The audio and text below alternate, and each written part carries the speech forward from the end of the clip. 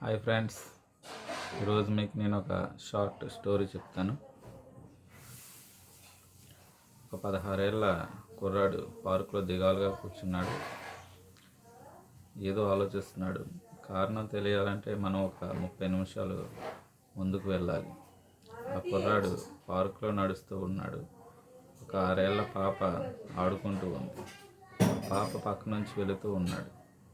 ఇంతలో ఎడమ నుంచి ఒక అబ్బాయి వేగంగా వచ్చి పాపను గుద్దుకుంటూ వేగంగా వెళ్ళిపోయాడు. పాప పడి ఏడుస్తూ ఉంది. ఈ కుర్రాడు పాపను లేపాడు. ఇంతలో పాప తల్లి వచ్చి పాపను తీసుకుని ఈ కుర్రాన్ని చెడమెడ తిట్టి పాపను తీసుకుని వెళ్ళిపోయింది. తను చేయని తప్పు ఆ తల్లి తిట్టిందని ఆ కుర్రాడు పార్కులో బెంచ్ మీద దిగాలుగా కూర్చుని ఏడుస్తూ ఉన్నాడు అన్నమాట. ఇది నేను సొంతంగా రాశాను. నచ్చితే లైక్ చేయండి, షేర్ చేయండి. Thank you.